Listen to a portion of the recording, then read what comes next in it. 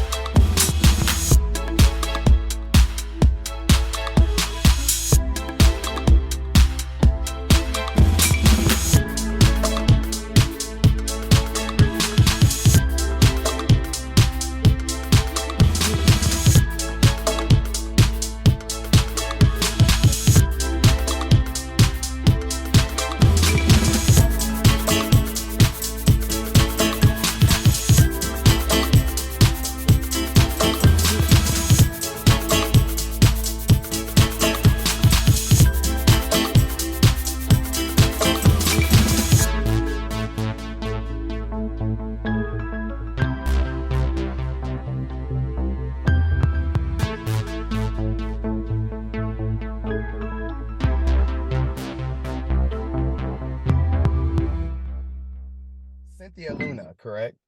Yes. Okay, Cynthia Luna. We have Cynthia Luna here on the Healing Project platform, and we're just here to talk about life and how what her progress is, the way she's healing, and also as well as something to help you guys as well for your healing. So we're in this discussion right now. It's getting juicy.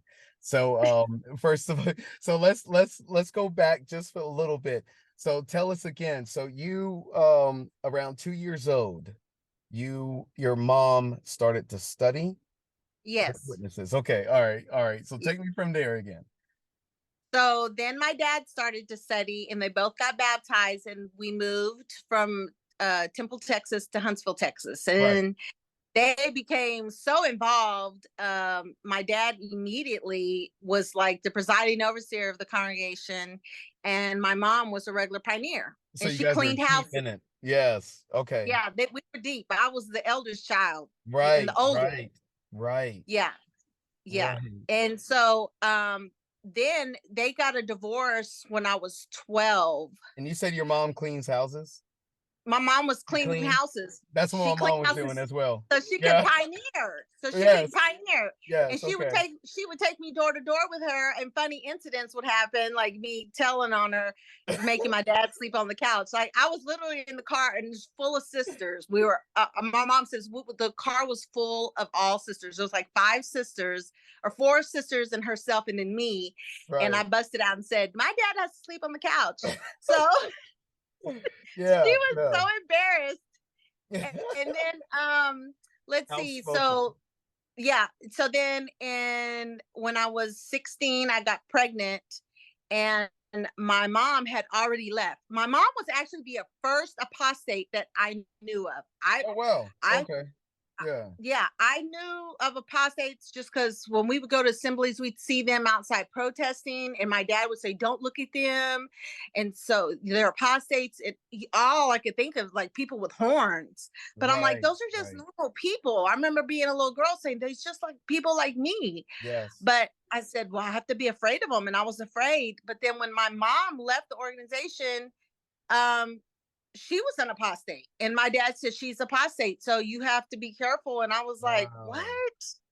My Wow. mom's one of them? And the thing is back then the culture was that they did not encourage you, or it was like a bad thing if you went to seek out mental health for your mental health. And my mom had mental health issues, so it was her being an elder's wife.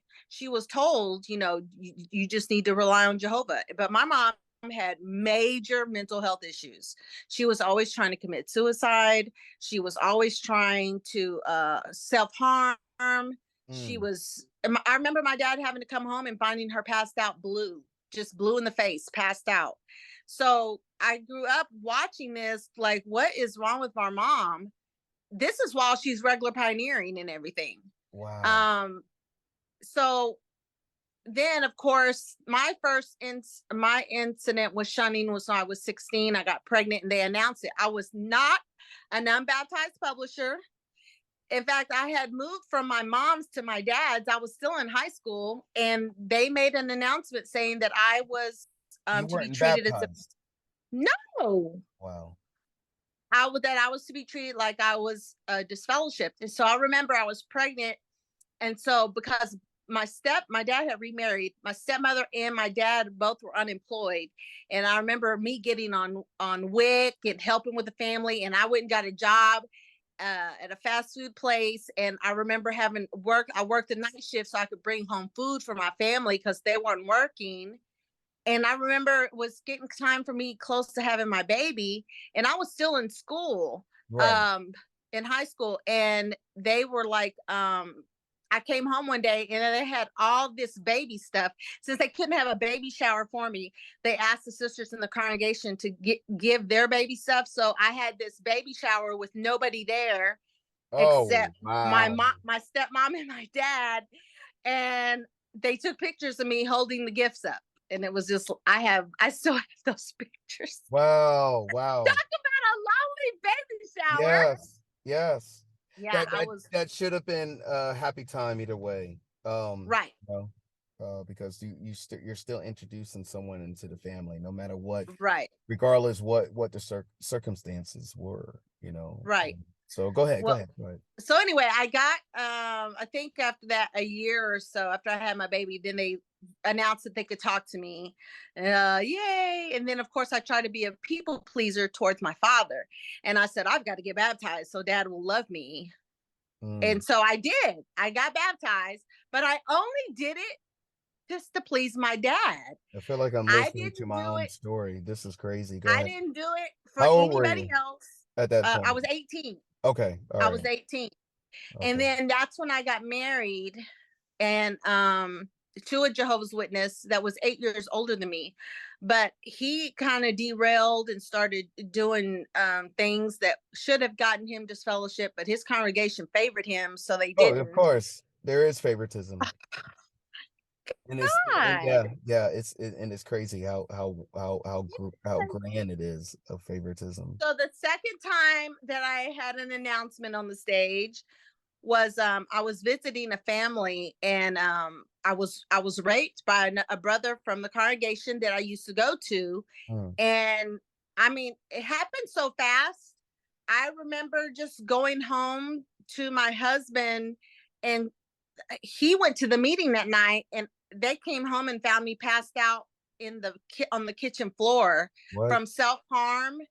And I just didn't know what to do. And so next thing you know, I'm in the hospital. Then when I get out, I'm in an elders meeting. They're disfellowshipping me. Oh my They Lord, didn't have do mercy. anything to him. He got a slap on the hand, even though even his biological sisters came and said, our brother does things to us. We've Oh told our wow. parents. And it was like, oh my God, nobody's trying to help us females, and no one's trying to help him. I mean, he obviously needed help. Right, So right, right. that was embarrassing. Then I got reinstated, and then I just got tired. I was like, I don't want to go out and fill service. I don't really understand a lot of. I'm not a big reader. I don't like to read. I have to Yeah, make myself read. And I was like, yeah, I'm yeah. not reading these articles. Right, I'm not right, reading these books. And how can I appreciate these people who don't even know what I'm talking about? right. So, I get it. simplest article in the magazines to talk about.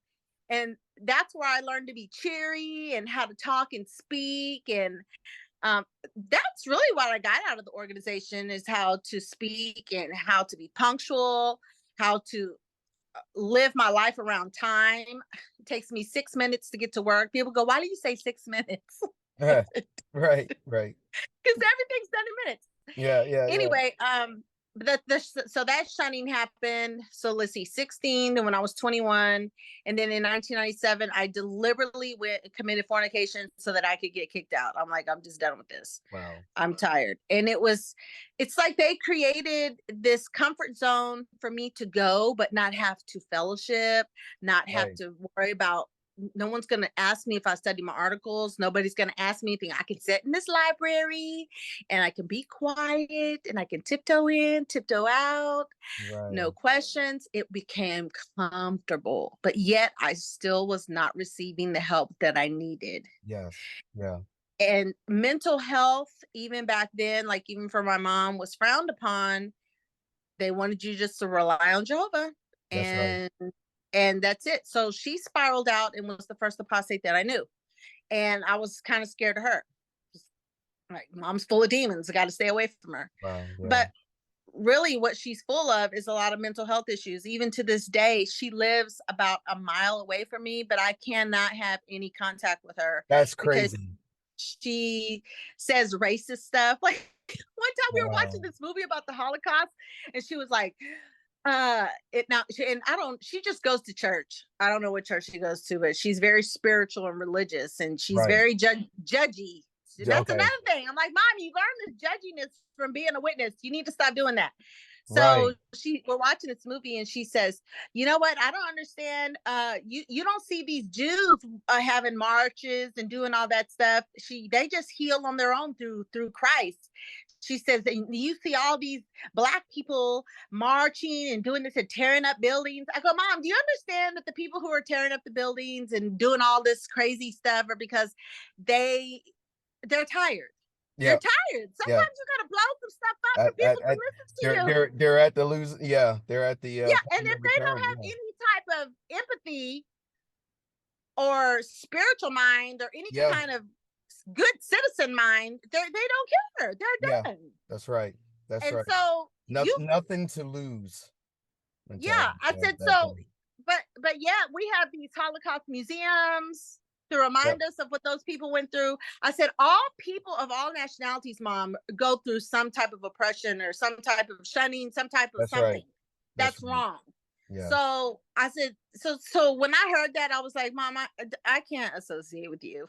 Right. Right. Right. I feel you. Yeah. Catch myself using that their terminologies. Yes. But I got And it, kicked out and I was relieved. I'm like, yes. But even still going to the meetings, I knew I just needed to keep going because I needed to see my grandson. And I knew that my son was eventually going to get baptized. And I said, he's going to take him from me. I know he is. So I just kept going. And I literally lived a quarter of a block from the Kingdom Hall. oh So wow. I would lay in my bed with my clothes on and I would just I don't want to go. I don't want to go. I want to go. Okay, the song is starting. Okay, I'll walk out and go now. And I'd get Right. out and I'd walk. And by the time I got there, the meeting had already started. And then I would be on my phone playing games.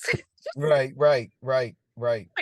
Yeah. Yeah, Anything to get through. I used to memorize because I play piano and I used to memorize classical songs. So like Rhapsody in Blue, for instance. Mm-hmm. That song's like what, 18 minutes long.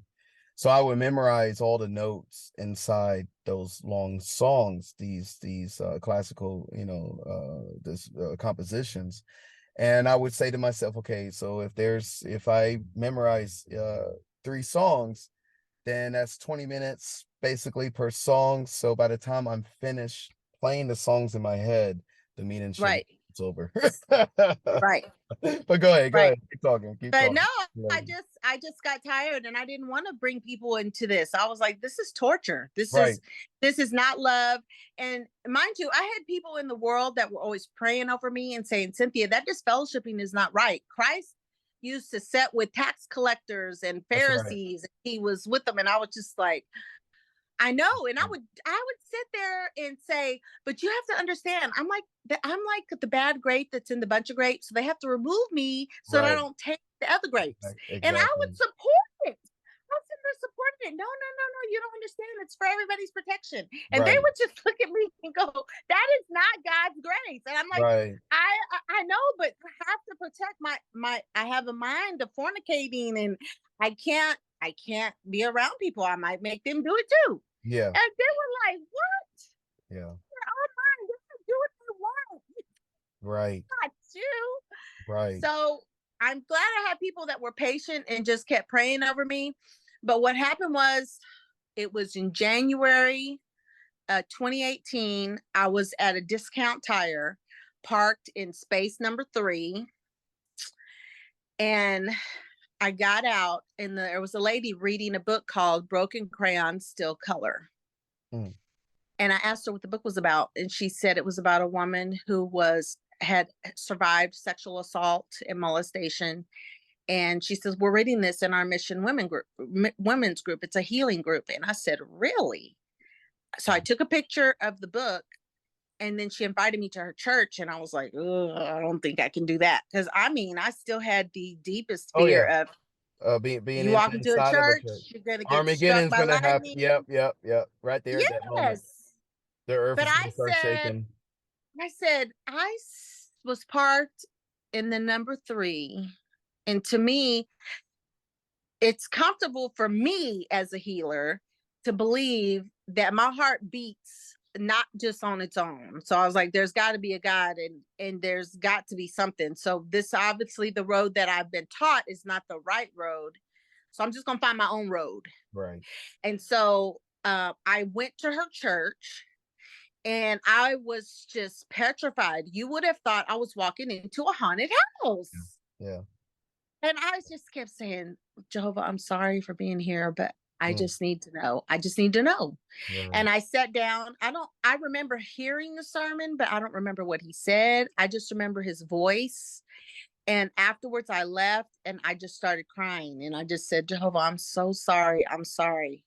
And then I prayed about it, and I said, I really need, and that's another thing. The whole time I was this fellowship, I never prayed. I never did Bible reading. I never did nothing because people were making me. Nobody Right. Right. introduced it to me as, hey, you should try this. It was more like, you're gonna do this. Right. Right. Right. Right. Yep. So I, here I'm at work, and I needed to get into therapy, and I couldn't. I the Through my insurance, the closest therapist is 45 minutes away, and it costs $25 copay. And I was like, okay, I got to make this happen. Well, I prayed about it, and I said, can we please? I said, God, will you please make a way for me to have therapy? And not even like the second day, I'm at work, and a man walks up to me, and he says, Cynthia, you always have such a big smile on your face. He said, but I can see through those eyes. Mm, There's a lot of pain. And I went, mm, yeah, mm. check out. And I went, what? Yeah. Yeah. He said, do you believe that Jesus is your savior? And I went, what? And I just busted out crying. Mm, I don't know what to believe. I was in that limbo of this, trying to peel it off. mhm. And he says, here's my card. I'm a certified therapist. If you like therapy, I can give it to you Wow, for that's free. crazy. That's crazy. So I went on break. Not even, they were like, it's time for you to go on break. Oh, good, because my face is red, I'm crying. I went on break. Emailed him. I went to him for like 6 weeks, and in that 6 weeks, I'm putting up rejects in the store, and I hear this voice, and it's that pastor that was speaking at the church. I said, I know Mm. that voice. I said, are you the pastor of such and such church? He said, yes, I am. I said, I heard you preach. He said, what did I preach about? I said, I'm not gonna lie to you, I don't remember. He said, why not? I said, because I was raised as a Jehovah's Witness, and I've been told that going into another church it's like for the biggest sin of Yeah. ever. I Yeah. was petrified while I was there. I just remember hearing your voice. And I know. he says, oh my goodness. He goes, give me your phone. He put his number in my phone. He said, I really would like for you to come back when you're comfortable. He said, just pray about it. And I said, I have been praying. And you know what? I've been told that being disfellowship, my prayers are not answered. Mm, And I've been told that I'm unworthy, and I have to sit in the back. And right. no one helps me. No one's tried to help me. And I have been through, uh, I was molested by someone in our congregation when I was little. I didn't start having memories of it until I was 16. And when I told my dad said he already knew. How Oh, did you wow. know? Because it was reported to him. Well, what did you do when it was reported to you? He Wow. said, we called the branch, and they said because there was only one eyewitness, which was his sister, that we didn't have two. So there was nothing that could be done. And it was the The son 2 of my witnesses. mom's pioneer partner. Oh, wow. And my parents still allowed me to go over there. Wow. So my parents didn't protect me because they were following the branch. Right. Right. Yeah. What else do they do? So that's when I started my spiritual healing journey because I had to have something to hold on to. I was like, all this that I've learned, I mean, I go outside and I feel the wind, I see this, but then I have that logical question of, if he's really that such a loving God, why is he allowing the war? Why is he allowing this? Like, a lot Right, of it doesn't make sense, and I've learned just not to question it. I enjoy what I am in right now today. right, right, right, It's like I go on my walk. I'm like, okay, I see the birds. I see this. What can I see? What can I touch? What can I smell? I enjoy the right. present moment. Yeah, yeah, yeah. And that's something that a lot of Jehovah's Witnesses they don't know how to do, is to be in the moment. No. And even I found out about EMDR, trauma therapy. I started to go to that. And they asked me, what is the most traumatic thing that happened in your life? And I said, my announcement at age 16, when they told me that I couldn't have any more association.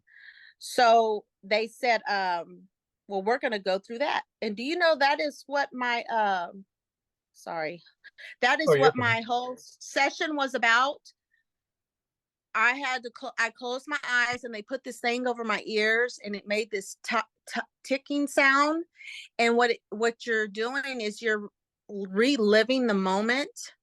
Mm, And I relived the moment. I could smell the carpet in the Kingdom Hall. I could yeah, smell the perfume my mom was wearing.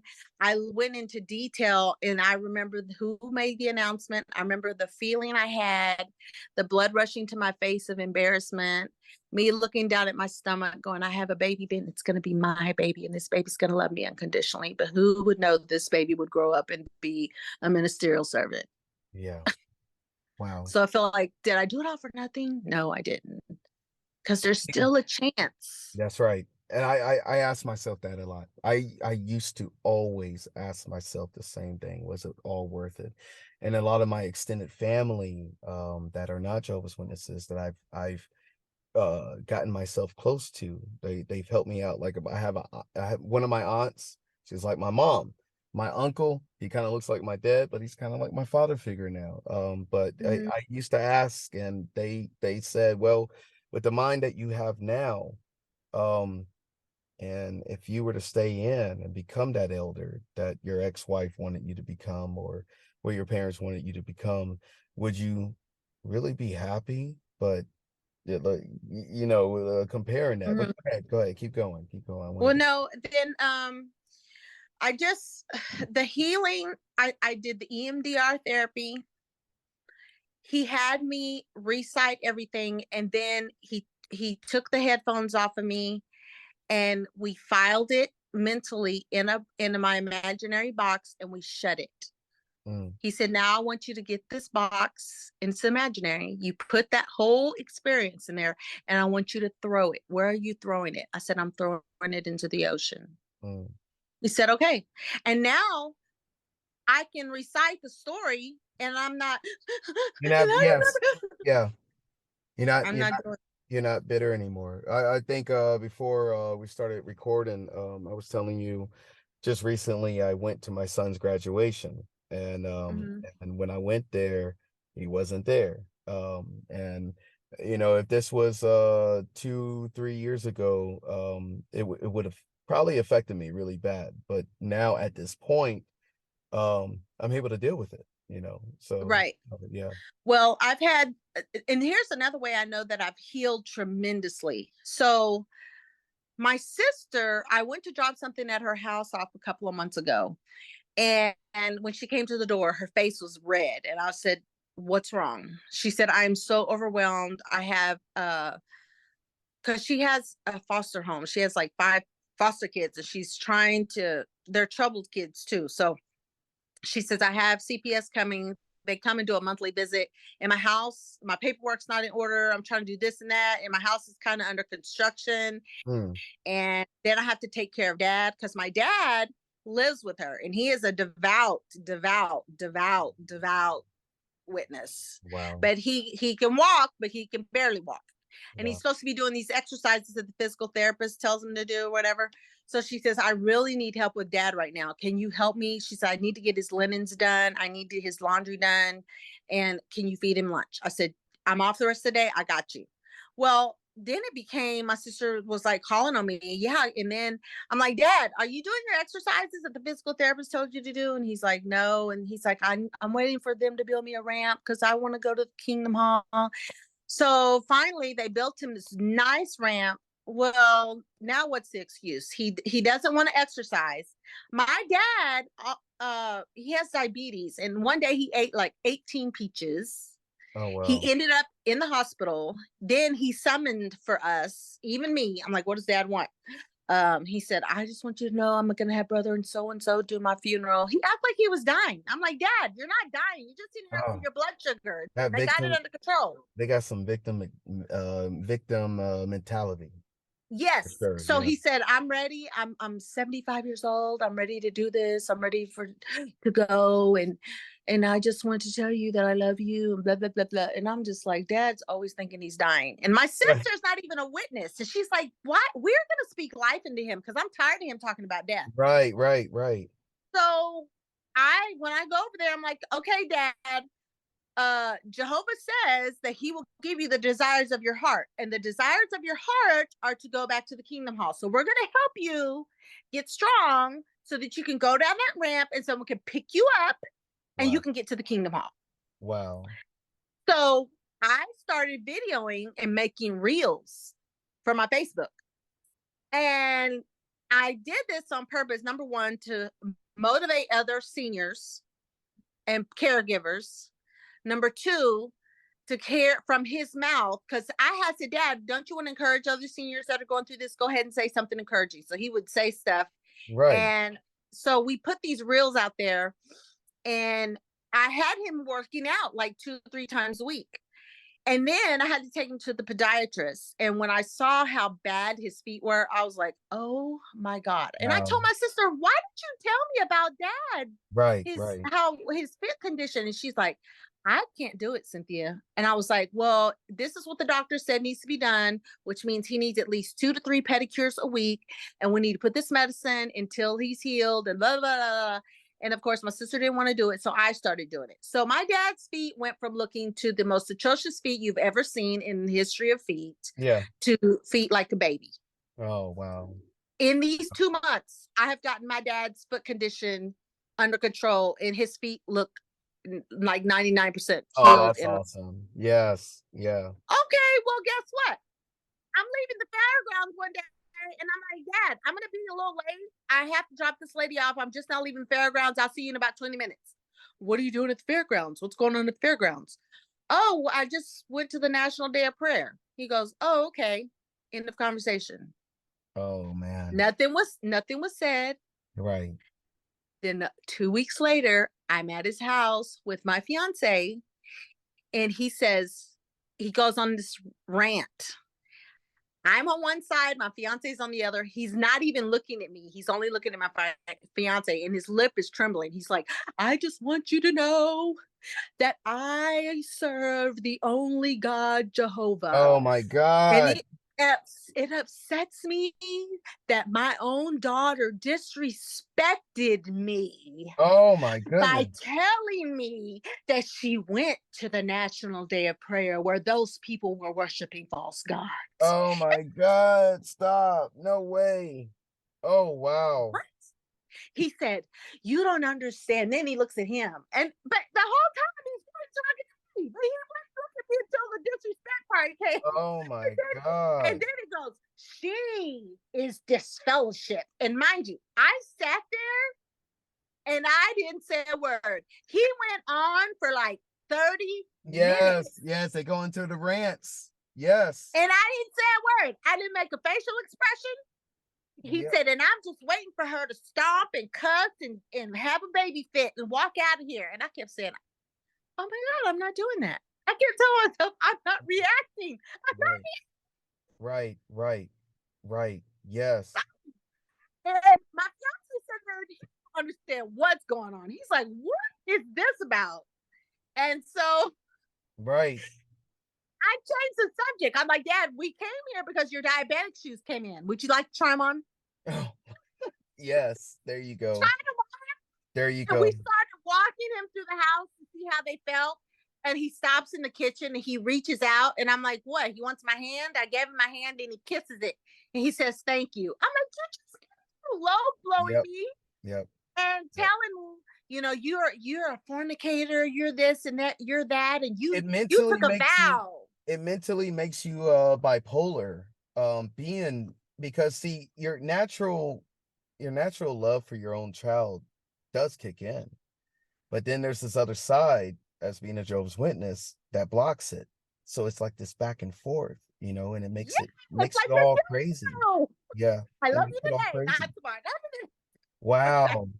And What? I do have to say, like, to the viewers that are watching right now, I want you to think about this. And as I'm talking to Cynthia, and as I talk to more and more people that are just like us, you know, there is this point when, yes, it's sad, you know, it's sad. Yes, it is. But listen to her story.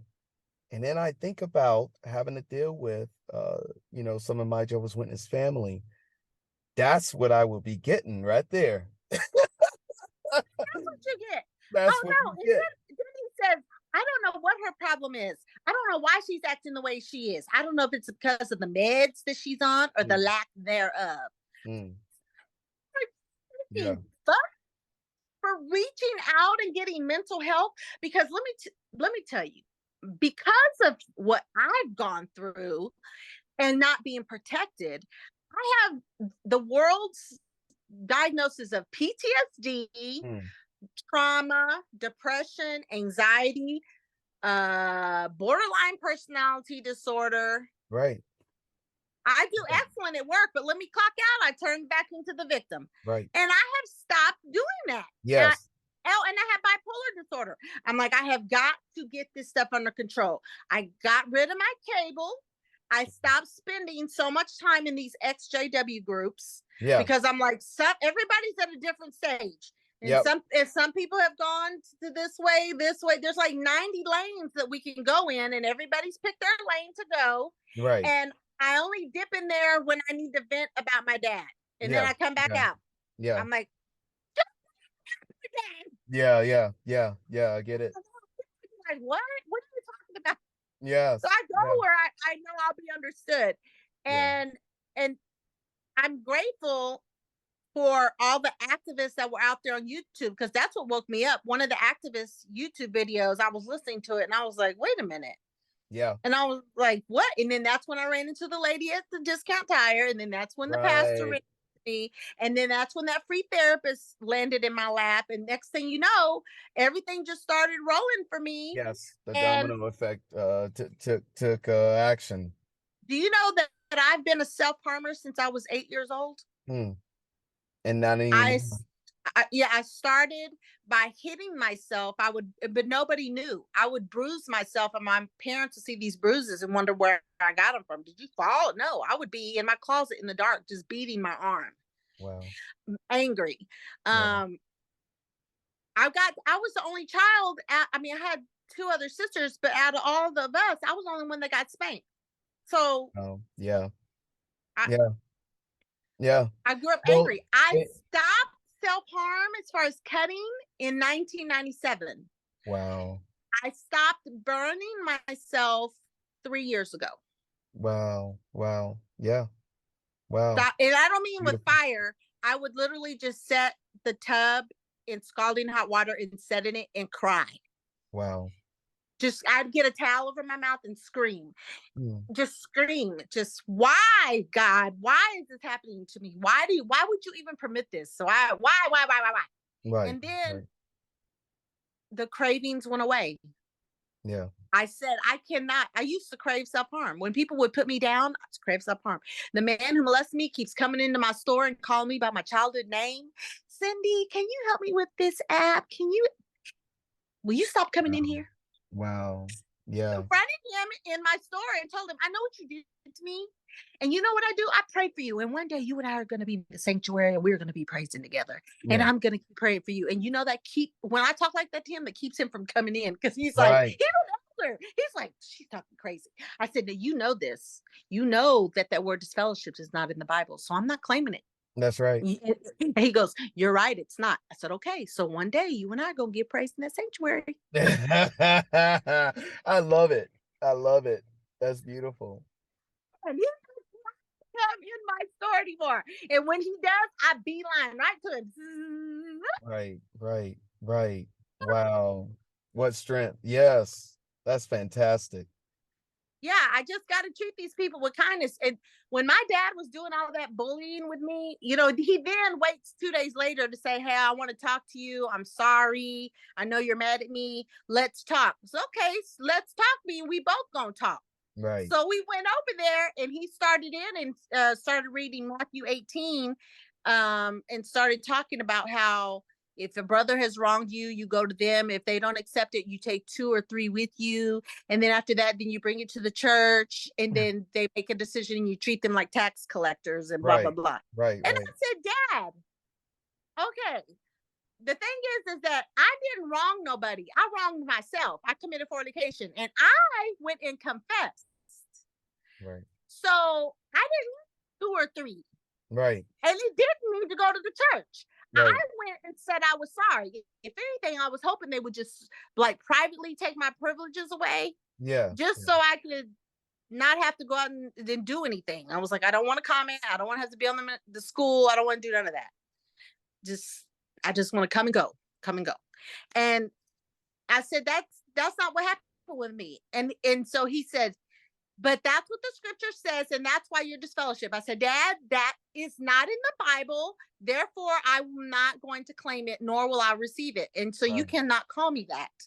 And I stood up and I said, "Well, while you want to keep bringing up my sins and trying to embarrass me in front of my fiance, stating that she's a fornicator, she made a vow and she's turned against it." I said, "No, I haven't. I have found a different route." I said, "Dad, do you know I haven't fornicated in over 2 years?" I said, "I'm actually clean, and I didn't do it because of God. I yeah, didn't do it because of Jesus. yeah, I did it for me. yeah, I yeah. That's wanted right. to have self-respect for me. That's right. Yeah.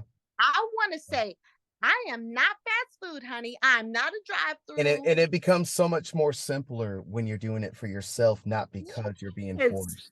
Yeah, It's yeah, because when because I look back, I'm like, all these years, I really wanted to stop and I couldn't. But it right. was the way it was worded to me by somebody. They said, "Cynthia, do you know that you are treating your body like you are a fast food restaurant? People come part, get what they want, and then they leave." Mhm. And I was like, Yeah. I don't want to be fast food. I Right, want right, right. to be fine Exactly. dining. Right. Yeah. And that's when I started having self-respect. And then I started to carry myself better. And then I started caring for myself health wise. Then I went to the mental health doctor and got on my meds like I need to be. And he said, "Cynthia, due to all of the stuff that you've gone through, you're probably going to be on the meds for the rest of your life. But that's due to a chemical imbalance and due to all your triggers." Right, right. Okay. But I survived these triggers from my dad. And usually I would go into a You and then panic. come home and turn the light off in the bathroom and turn on the hot water and set in it and just scream into a Mm, towel. But mm. I didn't even have those desires. When I said, "It's Panic. time to go." And I said, Yeah. "Dad, while you're sitting here judging me, I want you to think about how you just lost your 35-year marriage due to adultery that you kept a secret for 9 years Mm, mhm. while you were shunning me. And the only reason you confessed is because the pandemic hit and you thought Armageddon was here. But guess what? We're going into year 4. That's right. That's right. Yeah. So you were really not repentant. You just got scared.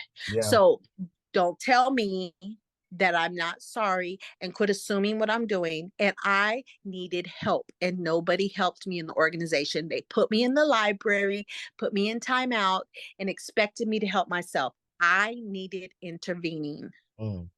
and no one helped me. So now I have it. There was a customer that was sexually harassing me at work.